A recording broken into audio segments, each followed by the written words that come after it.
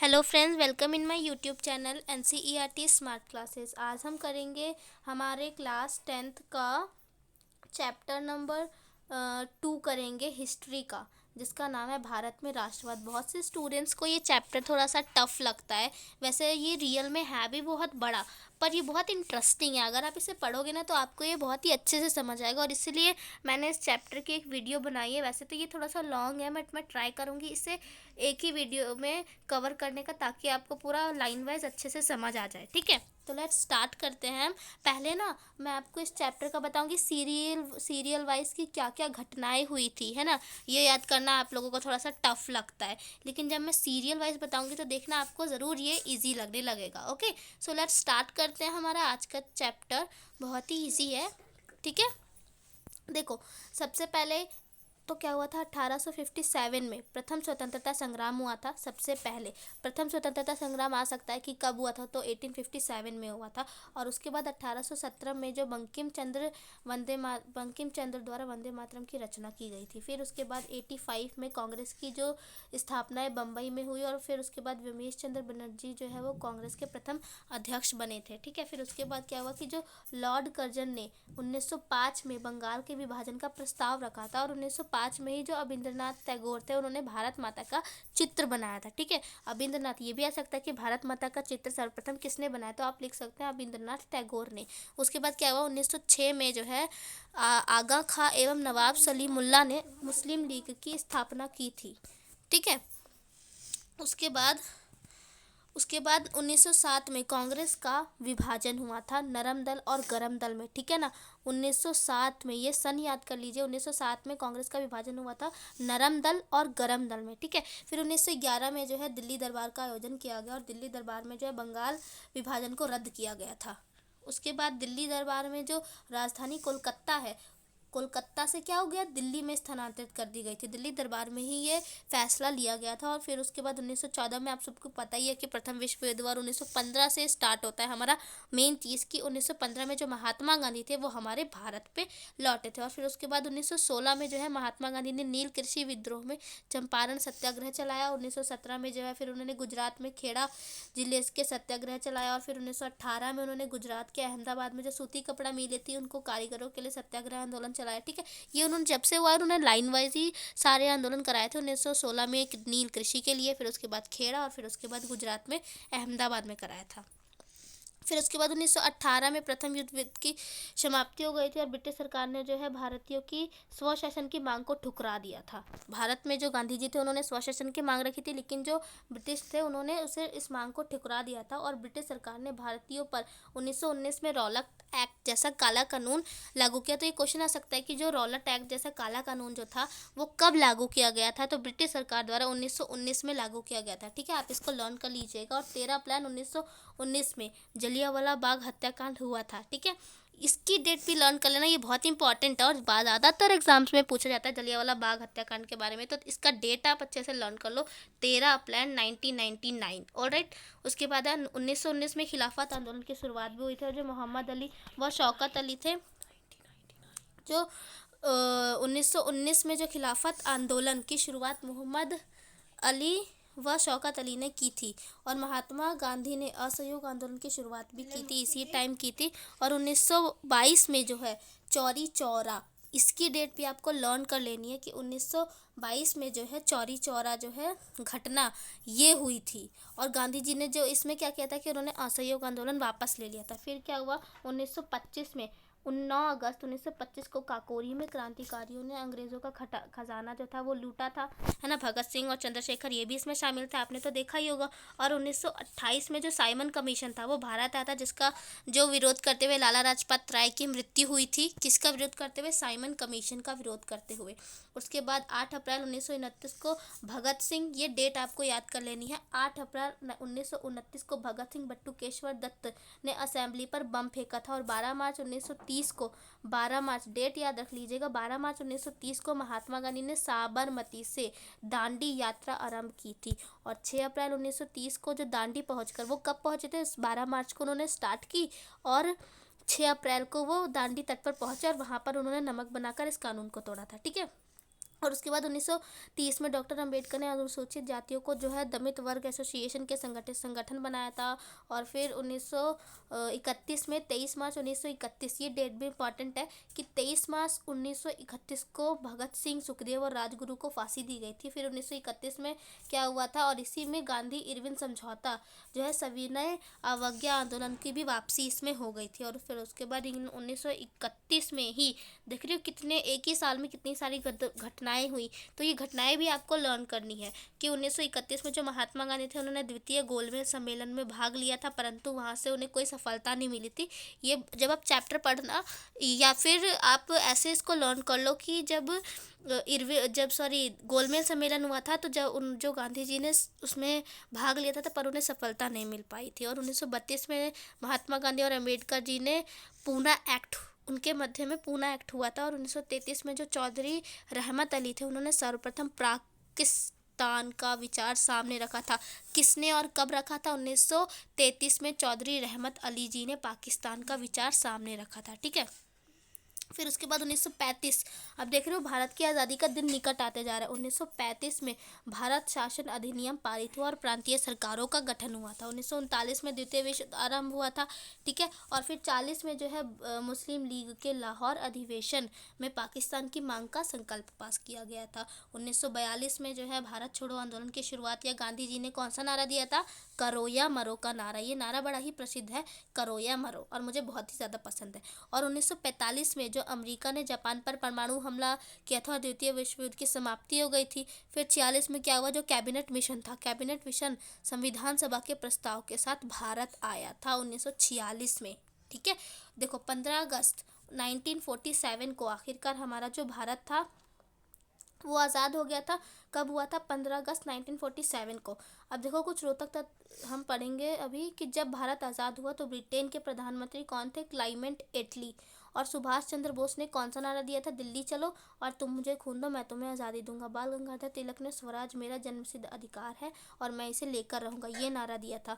और राम प्रसाद बिस्मिल ने जो नारा दिया था वो तो बहुत ही फेमस भी है कि सरफरोशी की तमन्ना अब हमारे दिल में है, देखना है जोर कितना बाजुए कातिल में है। बहुत ही अच्छा नारा है ये। भगत सिंह का नारा भी बहुत प्रसिद्ध है, इंकलाब जिंदाबाद। उन्होंने ये नारा दिया था। कब दिया था? जब हमारा भारत जो है वो आज़ाद हुआ था तो दिया था। ठीक है। उसके बाद हमारा चैप्टर का भी ये जो है डिफाइंस जो है ये स्टार्ट हो जाते हैं कि राष्ट्रवाद का अर्थ अपने राष्ट्र के प्रति प्रेम की भावना, एकता की भावना और समान चेतना राष्ट्रवाद कहलाती है। मतलब जो हमारे मन में राष्ट्र के प्रति प्रेम की भावना, एकता की भावना ही, समान चेतना की भावना ही राष्ट्रवाद कहलाती है। और ये लोग समान ऐतिहासिक, राजनीतिक और सांस्कृतिक विरासत साझा करते हैं। कई बार लोग विभिन्न भाषाई समूह के हो सकते हैं, मतलब ऐसा नहीं है कि एक ही समूह के लोग होंगे, हो सकता है कि उनकी भाषाएं विभिन्न हो, लेकिन उनके अंदर जो देश के प्रति प्रेम होता है, जो देश के प्रति भावना, एकता की भावना होती है, वो समान होती है। और इसी से क्या होता है? हमारा राष्ट्रवाद का उदय होता है। लेकिन राष्ट्र के प्रति प्रेम उन्हें एक सूत्र में बांधता है। अब देखो विभिन्न स्तर पर, जाति धर्म पर वो अलग अलग हो सकते हैं, लेकिन राष्ट्रीय स्तर पर जो है राष्ट्र का प्रेम, देश के प्रति प्रेम ही उन्हें एक स्रोत में, एक सूत्र में, एक धागे में बांधता है, हम ऐसे कह सकते हैं। और राष्ट्रवाद को जन्म देने वाले कारक, मतलब राष्ट्रवाद का उदय जो है वो कैसे हुआ? यूरोप में और भारत वियतनाम जैसे उपनिवेशों में। यूरोप में क्या हुआ था? जो राष्ट्र राज्यों के उदय से जुड़ा हुआ है, और भारत में हमारे उपनिवेश विरोधी आंदोलनों से जुड़ा हुआ है। उपनिवेश विरोधी आंदोलनों से कैसे जुड़ा है? क्योंकि हमारा भारत जो था वो अंग्रेजों के शासन में था, है ना, औपनिवेशिक काल में था, लेकिन उनसे विरोध आंदोलन द्वारा हमने अपनी स्वतंत्रता प्राप्त की है। ठीक है। अब हम कुछ आंदोलन के बारे में पढ़ेंगे, तो आइए स्टार्ट करते हैं। प्रथम विश्व युद्ध, खिलाफत और असहयोग। अब प्रथम विश्व युद्ध का भारत पर प्रभाव और युद्ध पर पश्चात परिस्थितियाँ। देखो एक नई आर्थिक और राजनीतिक स्थिति का जन्म हुआ जब प्रथम विश्व युद्ध जो है वो समाप्त हुई थी, तो एक नई आर्थिक नीति और राजनीतिक स्थिति का जन्म हुआ था। रक्षा बजट में भारी बढ़ोतरी, जिसकी भरपाई कर्जा लेकर व करों में वृद्धि करके की गई थी। अब युद्ध के बाद क्या हुआ था? हमारी जो हमारी कर्जा, जो हमारा आर्थिक स्थिति था वो खराब हो गया था भारत का, तो क्या हुआ था? उसने जो करों में वृद्धि कर दी, है ना, क्योंकि उसे करों में वृद्धि क्यों करनी पड़ी, क्योंकि उसे जो कर्ज लिया था उसने उसकी भरपाई करनी थी। तो इसने क्या किया, उसने करों में वृद्धि कर दी थी सरकार ने, अंग्रेज़ों ने, और सीमा शुल्क बढ़ा दिया था। सीमा शुल्क मतलब जो देश से या एक देश से दूसरे देश में जो व्यापार आता है उस पर सीमा शुल्क बढ़ा दिया था, या फिर राज्यों में जो एक राज्य से दूसरे राज्य में व्यापार जाता है उसमें सीमा शुल्क बढ़ा दिया था। और आयकर यानी कि ज़्यादा कर लेने लगे थे वो लोग, ठीक है। और ब्रिटिश सेना के लिए सिपाहियों की जबरन भर्ती, जो लोग थे अब उन्हें सेना में लोग चाहिए थे युद्ध के लिए, तो उन्होंने क्या किया, लोगों को या सिपाहियों को ज़बरदस्ती भर्ती करना पड़ा उन्हें। क्यों करना पड़ा, क्योंकि उन्हें सिपाहियों की ज़रूरत थी युद्ध लड़ने के लिए। फसल नष्ट हो गई उस टाइम, एक ये भी बहुत बड़ी प्रॉब्लम थी कि जो फसल थी वो भी नष्ट हो गई थी, तो जो खाने में भारी कमी हो गई, मतलब खाने की जो खाद्यान्न थे वो सब नष्ट हो गए, तो खाने में भारी कमी हो गई, जिससे क्या हुआ कि जो खाने की कीमत थी वो ज़्यादा बढ़ गई। और फ्लू की महामारी भी उस टाइम आई थी। देखो कितनी सारी प्रॉब्लम्स आ गई थी हमारे भारत में उस टाइम, फ्लू की महामारी भी आई थी। तो क्या हुआ, अकाल की वजह से जो है लाखों लोगों की मृत्यु हुई। तो प्रथम विश्व युद्ध में हमारे भारत को बहुत ही ज़्यादा घाटा हुआ था। अब देखो, अब हम पढ़ेंगे सत्याग्रह का विचार। सत्याग्रह का विचार अर्थ है, सत्याग्रह का क्या अर्थ होता है, ये सत्य और अहिंसा पर आधारित एक नई तरह का जन आंदोलन करने का रास्ता था। मतलब अगर हम किसी सत्य और अहिंसा यानी बिना किसी खून खराबे लड़ाई झगड़े के हम जन आंदोलन करना चाहते हैं तो उसे हम सत्याग्रह कहेंगे। सत्य के लिए आग्रह करना। सत्याग्रह के मुख्य बिंदुओं पर हम एक नज़र डाल लेते हैं। तो अगर आपका उद्देश्य सच्चा है, अगर आपका उद्देश्य सच्चा है और यदि संघर्ष अन्याय के खिलाफ है, मतलब कि हम सत्य के प्रति अपनी जो है उत्सुकता इसमें दिखाई जा रही है कि अगर हमारा उद्देश्य सच्चा है, अगर हमारा मन सच्चा है, अगर हमारा जो हमारा संघर्ष करना है वो अन्याय के खिलाफ है, ठीक है, मतलब न्याय को लेकर है, तो उत्पीड़क से लड़ने के लिए, तो जिससे हमें लड़ना है, किसी शारीरिक बल की ज़रूरत नहीं होगी। ज़रूरी नहीं है कि हमें मजबूत होना ही ज़रूर, किसी शारीरिक बल की ज़रूरत नहीं होगी। और सत्याग्रही केवल अहिंसा के सहारे, बिना किसी प्रतिशोध की भावना या आक्रामकता का सहारा लिए बिना भी सफल हो सकते हैं। ज़रूरी नहीं है कि हमें लड़ाई झगड़ा खून खराब यही करना पड़े, हम इन सब के बिना भी सफल हो सकते हैं। जैसे हमारे गांधी जी का ये विचारधारा थी और हमारा भारत को उन्होंने इसी प्रकार से जो है आज़ाद कराया था। और उत्पीड़क की चेतना, जो उत्पीड़क की चेतना को झिझोड़कर उसे सच्चाई को स्वीकार करने और दमन का अंत करने के लिए प्रेरित किया जा सकता है। मतलब जो हमें परेशान कर रहा है उसे अगर हम सच्चाई की स्वीकार करने के लिए उसे इतना मजबूर कर दे कि आखिर वो भी अंत में आकर सच को मान ले, है ना। और गांधी जी की यही विचारधारा थी। और महात्मा गांधी द्वारा भारत में किए गए सत्याग्रह के आरंभिक प्रयोग, अब भारत में जो गांधी जी थे उन्होंने इसका कैसे प्रयोग किया था, तो इसके बारे में हम पढ़ते हैं। देखो, सबसे पहले जो है चंपारण 1917 में हुआ था, बिहार में हुआ था, और 1917 में खेड़ा हुआ था, और अहमदाबाद में गुजरात में भी एक आंदोलन हुआ था। देखो, चंपारण में दमनकारी बागान व्यवस्था के खिलाफ नील की खेती के लिए, ठीक है। चंपारण आंदोलन किसके विरुद्ध था, क्योंकि जो किसानों से जो अंग्रेज थे वो नील की खेती करा रहे थे, तो इसके विरोध में ये आंदोलन हुआ था। और खेड़ा जो है ये किसानों को कर में छूट दिलाने के लिए हुआ था। और फसल खराब हो जाने के बाद जो प्लेग महामारी थी, प्लेग महामारी से किसान को जो लगान चुकाने के हालत में नहीं थे तो उनका कर माफ़ करने के लिए कहा गया था। और अहमदाबाद में 1918 में कपड़ा कारखानों में काम करने वाले मजदूरों के समर्थन में जो है सत्याग्रह आंदोलन चलाया गया था। अब उसके बाद आता है राजनीतिक कैदियों को बिना मुकदमा चलाए 2 साल तक जेल में बंद रखने का प्रावधान। रौलट एक्ट लगा दिया गया था। क्या, जब अंग्रेज़ों ने देखा कि भाई हमारी तो नींव कमज़ोर हो गई है, तो उन्होंने क्या किया था, 1919 में रौलट एक्ट लगा दिया। क्योंकि जो गांधी जी के जो आंदोलन थे उससे जो लोगों में जागरूकता आ रही थी, तो इसलिए 1919 में अंग्रेज़ों ने रौलट एक्ट लगा दिया, जिसके मुख्य प्रावधान क्या थे कि बिना किसी मुकदमे का, भी मैंने बताया कि बिना किसी मुकदमे के जो है लोगों को 2 साल तक जेल में बंद रख सकते हैं, है ना, 2 साल तक जेल में बंद रख सकते हैं। और इसका उद्देश्य क्या था कि भारत में जो राजनीतिक गतिविधियां हो रही थी जो दमन करने के लिए उन्होंने ऐसा किया था। और क्यों अन्यायपूर्ण भारतीयों की नागरिक आज़ादी पर प्रहार किया, मतलब जो लोग नए नए आंदोलन कर रहे थे तो उन पर प्रहार था। इसका जो अन्यायपूर्ण ये उन्होंने गलत काम किया था और भारतीय सदस्यों की सहमति के बगैर उन्होंने ये पास किया था, ठीक है। परिणाम क्या हुआ इसके कि जो उन्होंने रौलट एक्ट, ये हम सब किसके अंतर्गत पढ़ रहे हैं, ये याद रख लीजिएगा, रौलट एक्ट के अंतर्गत हम ये सारी चीज़ें पढ़ रहे हैं कि इसका क्या उद्देश्य था और कैसे हुआ था ये, ठीक है। अब इसके परिणाम कि जब रॉलेट एक्ट लागू हो गया तो उसके क्या परिणाम थे, अब हम उसके बारे में पढ़ेंगे। ठीक है, तो 6 अप्रैल को जो महात्मा गांधी के नेतृत्व में एक अखिल भारतीय हड़ताल का आयोजन किया गया था और विभिन्न शहरों में रैली, जुलूस, ये सारी चीज़ें जो है लागू की गई थी। रेलवे वर्कशॉप में कामगारों का हड़ताल था, दुकानें बंद हो गई थी। देख लो कितनी जो है प्रॉब्लम्स क्रिएट हो रही थी उस टाइम पे। और स्थानीय नेताओं को हिरासत में ले लिया गया था। जो नेता आंदोलन कर रहे थे ना, उन्हें जेल में डाल दिया गया था। जो बैंक थे, जो डाक खाने थे यानी पोस्ट ऑफिस थे, जो रेलवे स्टेशन थे, उन सब पर जो है अंग्रेज हमला कर रहे थे। ठीक है, अब नेक्स्ट जो टॉपिक है हमारा वो है जलियांवाला बाग हत्याकांड। बहुत ही इंपॉर्टेंट टॉपिक और ज़्यादातर एग्ज़ाम में इसके बारे में पूछा ही जाता है। जलियांवाला बाग हत्याकांड ये मोस्ट इंपॉर्टेंट। आइए इसके बारे में पढ़ते हैं। इसकी डेट तो आपको लर्न कर लेनी है भाई। इसकी डेट थी 13 अप्रैल 1919 को अमृतसर में ये आंदोलन घटित हुआ था। ठीक है, इसकी डेट इसलिए मैंने इसे पहले से ही अंडरलाइन कर लिया है। ठीक है, ताकि आपको और अच्छे से समझ में आ जाए। और कानून का विरोध प्रकट करने के लिए एकत्रित हुए थे। मतलब जो कानून उन्होंने लागू किया था अंग्रेज़ों द्वारा, उसका विरोध करने के लिए ये लोग इकट्ठे हुए थे। और शहर से बाहर होने के कारण, शहर से बाहर था ये, शहर से बाहर होने के कारण क्या था, वहाँ पे कारण जुटे लोगों को ये पता नहीं था कि इलाके में मार्शल लॉ लागू किया जा चुका है। मार्शल लॉ लागू किया जा चुका है, लोगों को इसकी जानकारी नहीं थी। तो जैसे ही बहुत सारे लोग थे वो अंदर आए, जलियांवाला बाग में आए, तो उन्हें क्या किया गया, चारों तरफ से बंद कर दिया गया।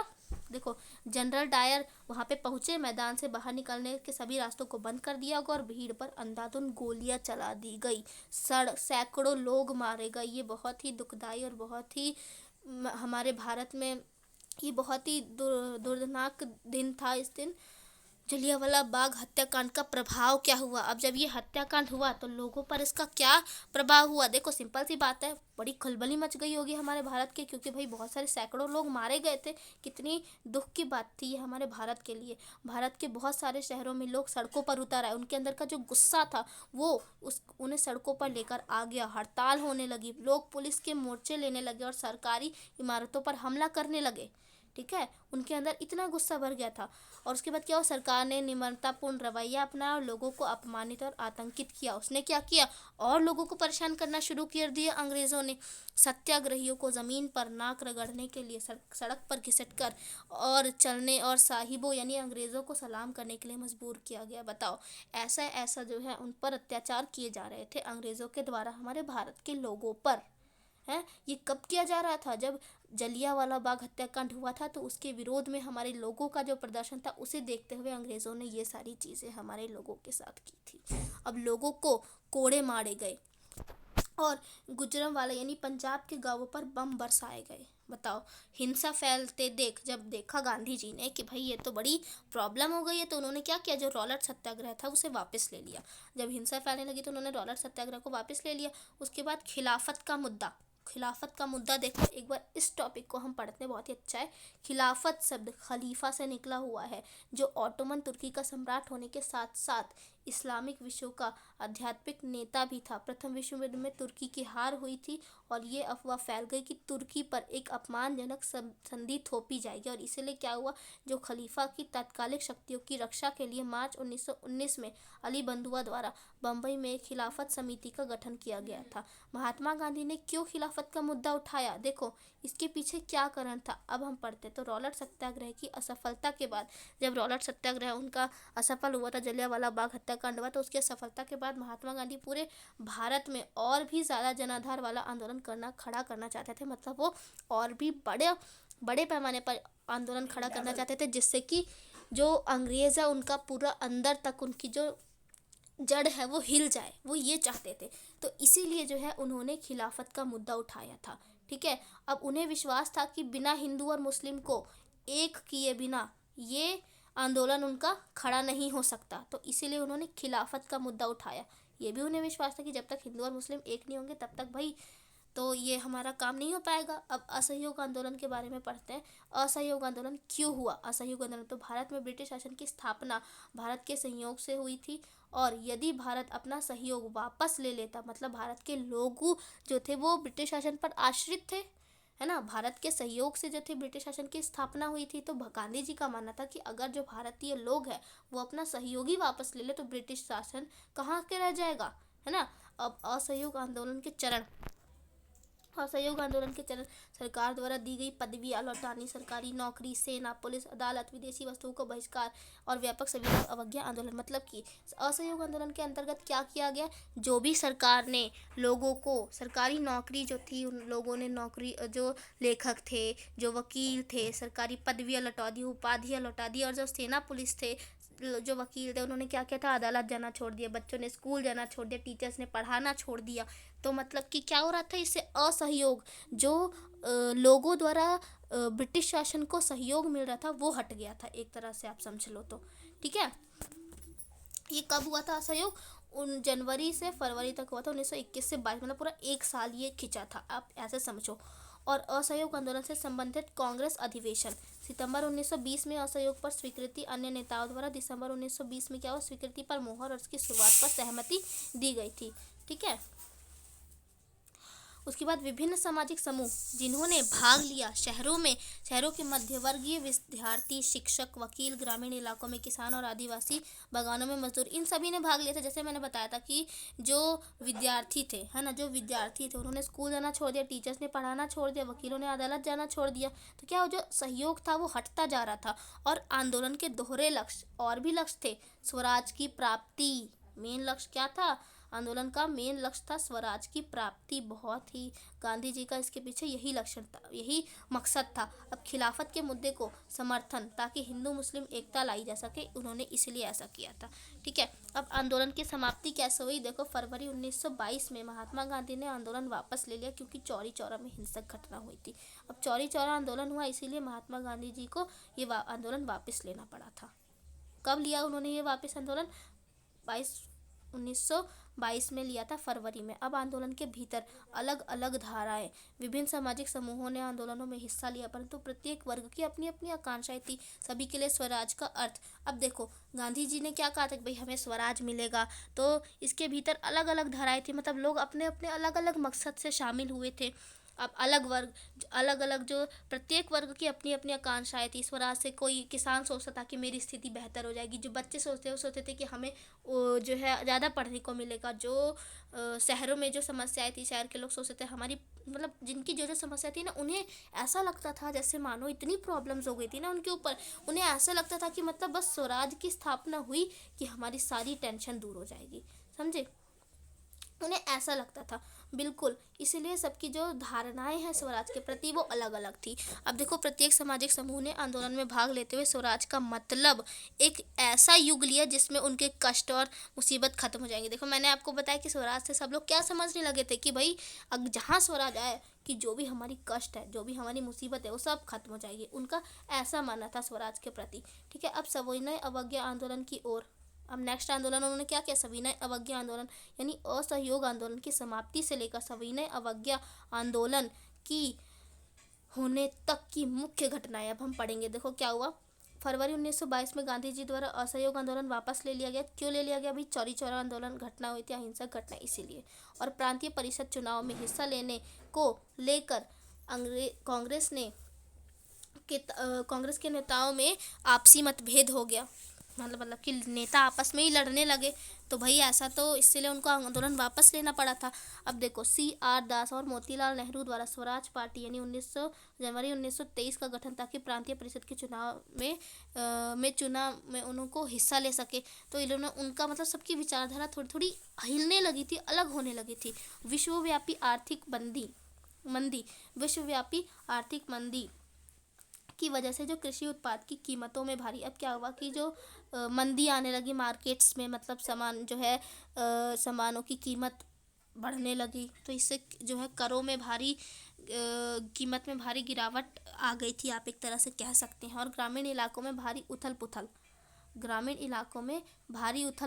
गांव में तो और हलचल मच गई। 1923 में क्या हुआ, ब्रिटेन में साइमन कमीशन का गठन हुआ, ताकि भारत में संवैधानिक व्यवस्था की कार्यशैली का अध्ययन किया जा सके।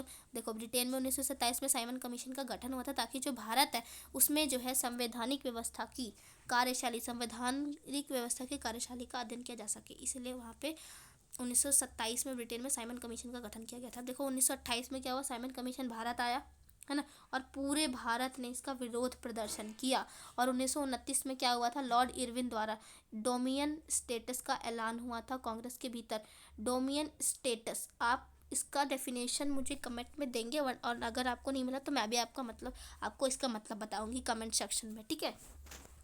तो कांग्रेस के भीतर जवाहरलाल नेहरू और सुभाष चंद्र बोस जैसे तेज तर्रार और आक्रामक जो तेवर वाले नेताओं का उदय हुआ था, है ना। और 1929 में लाहौर अधिवेशन में पूर्ण स्वराज की मांग की गई थी। 1929 में क्या हुआ था, लाहौर अधिवेशन में पूर्ण स्वराज की मांग की गई। अब आपसे ये भी पूछ सकते हैं कि लाहौर अधिवेशन की क्या मांग थी 1929 में, तो आप इसका आंसर लिख सकते हो पूर्ण स्वराज। देखो ये आप जैसे जैसे पढ़ोगे ना इसको आपको अच्छे से समझ आता जाएगा। उसके बाद नेक्स्ट है हमारा गोलमेज सम्मेलन। गोलमेज सम्मेलन क्या था, देखो ये 3 सम्मेलन लंदन में आयोजित किए गए थे ताकि भारत के भावी संविधान पर चर्चा की जा सके। प्रथम, द्वितीय, तृतीय गोलमेज सम्मेलन में 3 सम्मेलन किए गए थे। प्रथम कब हुआ था, नवंबर 1930 से जनवरी 1931 तक हुआ था। द्वितीय हमारा सितंबर 1931 से लेकर दिसंबर 1931 में। और तृतीय हमारा हुआ था नवंबर दिसंबर 1932 में, ठीक है। अब नेक्स्ट है हमारा भारतीय राष्ट्रीय कांग्रेस द्वारा सिर्फ द्वितीय गोलमेज सम्मेलन में भाग लिया गया, लेकिन जो भारतीय राष्ट्रीय कांग्रेस थी उन्होंने केवल द्वितीय सम्मेलन में भाग लिया गया। और नमक यात्रा और असहयोग आंदोलन 1930 में किए गए थे। अब देखो, अब इसमें कुछ मेन इंपॉर्टेंट पॉइंट्स है पृष्ठभूमि पर। देखो पढ़ते हैं हम कि जनवरी 1930 में, जनवरी सन देख कर चलोगे ना आप लोग तो आपको और अच्छे से समझ आएगा। जनवरी 1930 में महात्मा गांधी ने लॉर्ड इरविन के समक्ष अपनी 11वीं मांग रखी थी। और ये मांग उद्योगपतियों से लेकर किसान तक विभिन्न तबकों से जुड़ी थी। इसमें सबसे महत्वपूर्ण मांग नमक कर को खत्म करने की थी। देखो अब 1930 यहाँ पे लिखा है, इससे आप ये समझ सकते हो कि 1931 में क्या हुआ था। एक सेकेंड, आपको सन नहीं समझ आ रहा होगा, सॉरी। 1931 में जो है नमक आंदोलन हुआ था, तो 30 की बात हो रही है, यानी उससे थोड़े से पहले की, यानी नमक आंदोलन की बात होगी अभी। तो देखो इसमें सबसे जो उन्होंने मांग रखी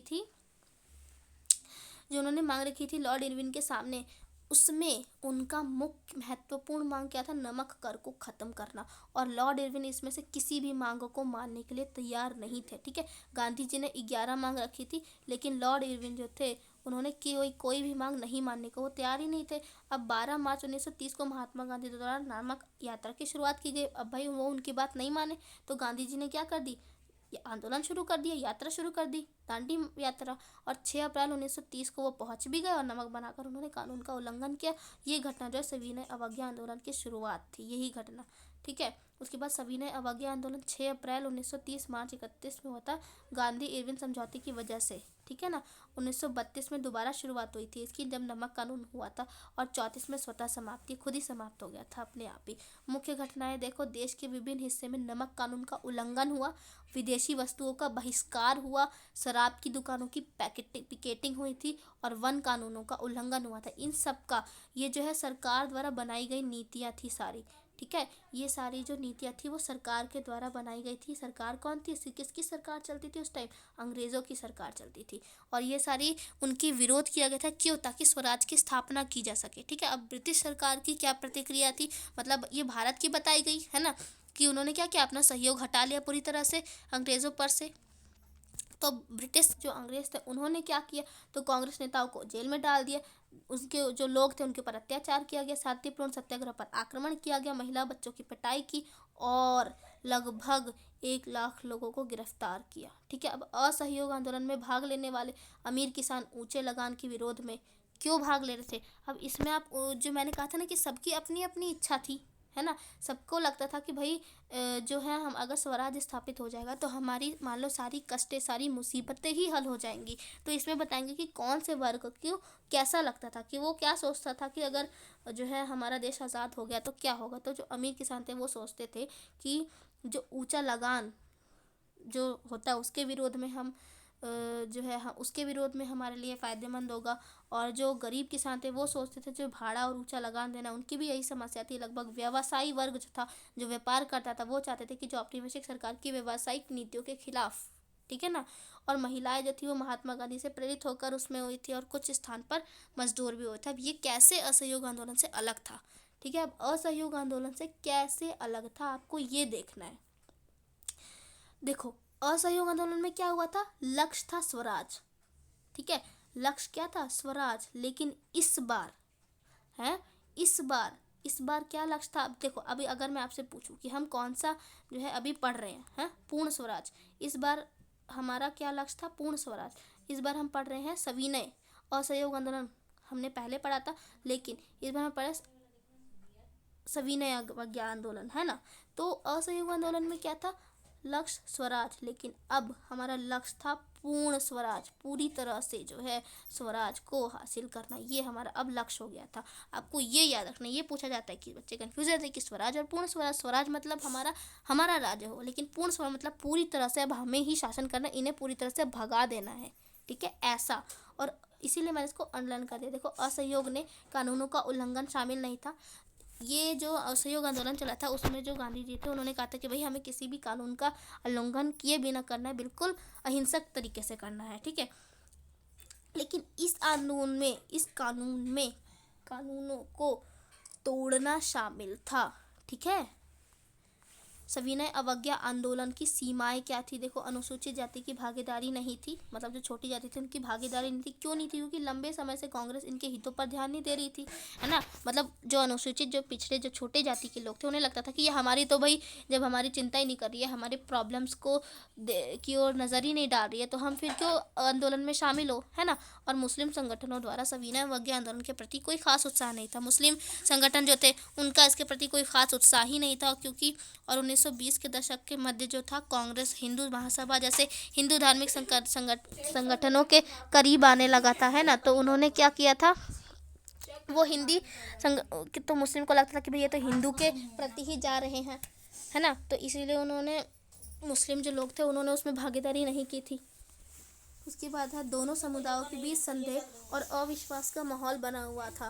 देखो, ये जो है ना, धार्मिक उस पर ही प्रॉब्लम जो है वो क्रिएट हो गई थी, इसीलिए। अब सामूहिक अपनेपन का भाव, सामूहिक अपनेपन के भाव में देखो हम क्या पढ़ेंगे कि वो कारक जिन्होंने भारतीय लोगों में सामूहिक अपनेपन का भावना को जगाया और भारतीय लोगों को एक बनाया। अब देखो, अभी मैंने बताया कि लोगों को लगता था कि भाई वो तो हमारी तरफ ध्यान ही नहीं दे रहे हैं, मुस्लिम लोगों को लगता था कि वो हिंदुओं के प्रति कर रहे हैं, लेकिन फिर भी समूह, वो अपनेपन का भाव क्या था, मतलब वो कौन सी चीज़ थी जो सबको एक डोर में बांधती थी। तो वो चित्र, व प्रतीक देखो, भारत माता की प्रथम छवि बंकिम चंद्र द्वारा बनाई गई थी और इस छवि के माध्यम से राष्ट्र को पहचानने में मदद मिली थी। लोगों को लगा था कि हाँ, ये हमारा कर्तव्य है, हमारी भारत माता तो सबकी है। तो इससे जो है एक अपनेपन की भावना उत्पन्न हुई थी, ठीक है। अब लोक कथाओं के बारे में अगर हम पढ़े तो क्या पढ़ेंगे कि देखो, राष्ट्रवादी घूम घूम कर इन लोक कथाओं का संकलन करने लगे थे और ये परंपराएं संस्कृति की सही तस्वीर पेश करती थी और अपनी राष्ट्रीय पहचान को ढूंढने और अतीत में गौरव का भाव पैदा करती थी। मतलब जो पहले की कथाएं थी, राष्ट्रवादी जो लोग थे देश के प्रति, तो उनका क्या था कि भाई हमारे जो ऐसे उन्हें राष्ट्रीय पहचान मिली, जिससे जो उनकी अतीत में गौरव, मतलब उन्हें लगता था कि हाँ भाई हमने पहले बहुत ही, हमारा देश अच्छा था, तो इससे उनके अंदर अच्छी एक फीलिंग आती थी, एक अच्छी भावना आती थी, अपनेपन की भावना हम उसे कह सकते हैं।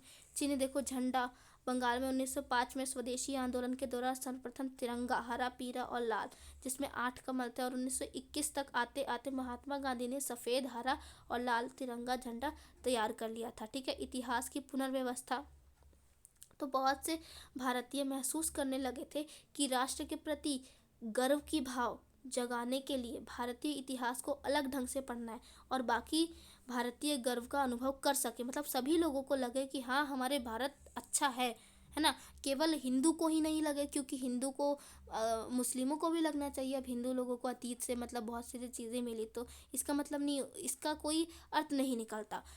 हमें क्या करना था, राष्ट्र के प्रति सबको एक करने के लिए इतिहास जो था उसको एक दूसरे ढंग से समझना था, ठीक है, ताकि सभी लोगों के प्रति प्रेम की भावना उत्पन्न हो सके। अब गीत जैसे कि वंदे मातरम 1870 के दशक में बंकिम चंद्र ने ये गीत लिखा मातृभूमि की स्तुति के रूप में, और यह गीत बंगाल के स्वदेशी आंदोलन में बड़ा गाया गया था। आपको ये बहुत ही ईजी होगा। अब हम कुछ क्वेश्चंस करेंगे। ये चैप्टर हमारा कंप्लीट होता है, अब कुछ क्वेश्चंस करेंगे इसके रिलेटेड, ठीक है। तो मैंने इसमें आंसर जो है पहले से लिख रखे हैं, पहले से टिक भी कर रखे हैं, ताकि बाद में हमको कोई प्रॉब्लम ना हो, ठीक है। तो हमारी मैचिंग हम शुरू करते हैं। देखो, हिंद स्वराज ये किसने कहा था? इसके लिए महात्मा गांधी ने कहा था, है ना। वही चाहते थे कि इस हिंदू स्वराज हो। चौरी चौरा जो है असहयोग आंदोलन के स्थान पर हुआ था। जब चौरी चौरा क्यों हुआ था? जब गांधी जी ने असहयोग आंदोलन हुआ था तो चौरी चौरा हिंसक घटना हो गई थी। और स्वराज पार्टी CR दास और मोतीलाल नेहरू का ये मानना था। और रौलट एक्ट क्या होता? भाई प्रथम विश्व युद्ध के बाद हुआ था रौलट एक्ट 1919 में, है ना। आपको डेट भी याद करनी चाहिए। और पेशेवर में सविनय अवज्ञा आंदोलन की अगुवाई किसने की थी? खान अब्दुल गफ्फार खान ने की थी, ठीक है, अब्दुल गफ्फार खान ने की थी। उसके बाद नेक्स्ट क्वेश्चन आता है पूना समझौता जो है महात्मा गांधी और लॉर्ड इरविन के मध्य हुआ था। आपको ये दो नेम भी याद करने, यानी कि जो पूना समझौता था वो किसके मध्य हुआ था? महात्मा गांधी के और लॉर्ड इरविन के। उसके बाद 1930 में मुस्लिम लीग के अध्यक्ष कौन थे? भाई ये तो बहुत ईजी है, मोहम्मद इकबाल थे, ठीक है। उसके बाद हमारी मैचिंग आती है। मैचिंग में बाबा रामचंद्र जमींदार और तालुकदारों के खिलाफ आंदोलन चलाया था। बंकिम चंद्र ने क्या किया था? आनंद मठ। और अल्लूरी सीताराम राजू थे, उन्होंने गुदेम की पहाड़ियों में विद्रोह किया था। जो अवध किसान सभा थी उन्होंने जवाहरलाल नेहरू के उनके साथ चला करती थी। और 1921 में भारतीय तिरंगे झंडे का डिजाइन जो था वो किसने तैयार किया था? आपको पता है, महात्मा गांधी ने किया था, जिसमें उन्होंने सफ़ेद और कौन कौन से, सफ़ेद, हरा और तिरंगा, ये 3 कलर जो है लगाए थे उन्होंने, है ना। नए झंडे का निर्माण किया था। और उसके बाद हमारा आता है पिकेटिंग का क्या अर्थ है? पिकेटिंग कपड़ों और वस्तुओं का बहिष्कार करना, दुकानों से चोरी करना नहीं, ये दोनों तो नहीं होता है। वस्तुओं का आयात करना भी नहीं होता। पिकेटिंग का वो हमने देखा शराब से रिलेटेड थी, है ना। तो दुकान के आने जाने के रास्ते पर अवरुद्ध करके विरोध करना, मतलब जो आने जाने का रास्ता था उसे ही बंद कर देना। उसके बाद आता है कि विभिन्न समुदायों, क्षेत्रों व भाषाई समूह, आपको प्रिंटिंग नहीं समझ आ रही होगी लेकिन मैं रीड कर रही हूँ तो आप इससे समझ लीजिए कि विभिन्न समुदायों, क्षेत्रों और भाषाई समूह के लोगों के निम्न के माध्यम से सामूहिक अपनेपन का भाव विकसित करें। अब कौन सा ऐसा भावना थी जिससे जो है सभी लोगों में अपनेपन का भाव, पूरे भारत के लोगों में अपनेपन का भाव उत्पन्न होता था? तो इतिहास और उपन्यास, लोक कथा, गीत और चिन्ह, है ना। और बहुत सारी सांस्कृतिक प्रक्रियाएं, संयुक्त संघर्ष का अनुभव, तो ये सभी, इसका आंसर उपरोक्त सभी होगा, ठीक है। इसका आंसर आपका ऑप्शन नंबर डी होगा, उपरोक्त सभी। 9th क्वेश्चन है हमारा कि किसने कहा अस्पृश्यता को ख़त्म किए बिना अगर 100 सालों तक भी स्वराज की स्थापना नहीं की जा सकती है? ये महात्मा गांधी ने कहा था, ठीक है। नीचे दिए गए कथन को सही कर दोबारा लिखे, हमारे 10th क्वेश्चन में है। तो महात्मा गांधी का ये विचार था कि भारत में ब्रिटिश शासन को स्थापना ब्रिटिश लोगों के सहयोग से हुई नहीं, उनका मानना था कि भारत में लोगों की स्थापना भारत के सहयोग से हुई है। तभी तो उन्होंने असहयोग आंदोलन चलाया था कि भारतीय लोग जब अपना सहयोग हटा लेंगे तो फिर क्या होगा? ब्रिटिश लोगों का शासन ही नहीं चल पाएगा। तो ब्रिटिश लोगों की जगह यहाँ पर भारतीय लोग आएगा, ठीक है। उसके बाद 11th क्वेश्चन है कि 11th में हमें इन चारों में से ऑप्शन में से चुनना है कि एक कथन और कारक पर ये क्वेश्चन रिलेटेड है। तो 1917 में महात्मा गांधी ने गुजरात के खेड़ा जिले में किसानों के समर्थन में सत्याग्रह का आयोजन किया था। बिल्कुल सही, किसानों के समर्थन में ही उन्होंने खेड़ा जिले में जो है किसानों के समर्थन में ही सत्याग्रह का आंदोलन किया था। और कारक क्या है कि किसान फसल नष्ट हो जाने से, प्लेग महामारी से बुरी तरह प्रभावित थे और लगान देने की स्थिति में नहीं थे। तो इसमें ऑप्शन नंबर ए होगा हमारा। ऑप्शन नंबर ए मैं आपको रीड करा दूं, ऑप्शन नंबर ए ही इसका सही आंसर है कि कथन और कारक दोनों सही है और दोनों जो है एक दूसरे की अच्छे से व्याख्या करते हैं। उसके बाद नेक्स्ट क्वेश्चन है कि अपनी राष्ट्रीय पहचान को ढूंढने और अपने अतीत में गौरव का भाव पैदा करने के लिए लोक परंपरा को बचाकर रखना जरूरी था। कारक जवाहरलाल नेहरू ने लोक गाथा, गीत, बाल गीत और मृतकों को इकट्ठा करना शुरू कर दिया, ऐसा कुछ भी नहीं था, ठीक है। ये वाली जो कारक है वो गलत है, तो इसलिए आपका कौन सा ऑप्शन सही हो जाएगा कि कथन सही है लेकिन कारक गलत है, ऑप्शन नंबर सी, ठीक है। उसके बाद सत्य और असत्य की बात आती है। तो असहयोग की अगुवाई बाबा रामचंद्र ने की थी, नहीं, असत्य। महात्मा गांधी ने की थी। अल्लूरी सीताराम राजेगुरु पढ़ारियों के विरुद्ध, हाँ जी अभी हमने पढ़ा था फिलिप्स मैचिंग में इसका। और किस महाद्वीप में आधुनिक राष्ट्रवाद का उदय राष्ट्र राज्यों के निर्माण से हुआ? इसका आंसर होगा यूरोप। ठीक है, आपको यह लर्न कर लेना है। उसके बाद है महात्मा गांधी दक्षिण अफ्रीका से भारत कब लौटे थे? 1915 में लौटे थे। ठीक है, ये डेट तो आपको पता ही होगी। और किस प्रांत ने भारतीय असेंबली के चुनाव का बहिष्कार किया? मद्रास ने। और रॉलट एक्ट निम्न में से किसका प्रावधान था? रॉलट एक्ट में क्या था? बिना कार्रवाई के जेल में डाल देना। और कोई हमें ऑप्शन पढ़ने की भी जरूरत नहीं, बिना कार्रवाई के जेल में डाल देना, यही उसका जो था प्रावधान था। तो क जो है इसका सही उत्तर हो जाएगा। तो यहाँ पे हमारा चैप्टर और हमारे क्वेश्चन आंसर समाप्त होते हैं। और आपने ये पूरा ही चैप्टर बहुत ही कम टाइम में देख लिया। और ये आप मेरे इस NCERT स्मार्ट क्लासेस चैनल को सब्सक्राइब कर दीजिएगा, ताकि जो भी मैं वीडियोस डालूँगी वो आप टाइम से देखते रहें, क्योंकि मुझे पूरा सिलेबस कवर कराना है। ठीक है, तो आप वीडियो को लाइक, शेयर और हमारे चैनल को सब्सक्राइब ज़रूर कर दीजिएगा। ठीक है, सो बाय बाय, टेक केयर।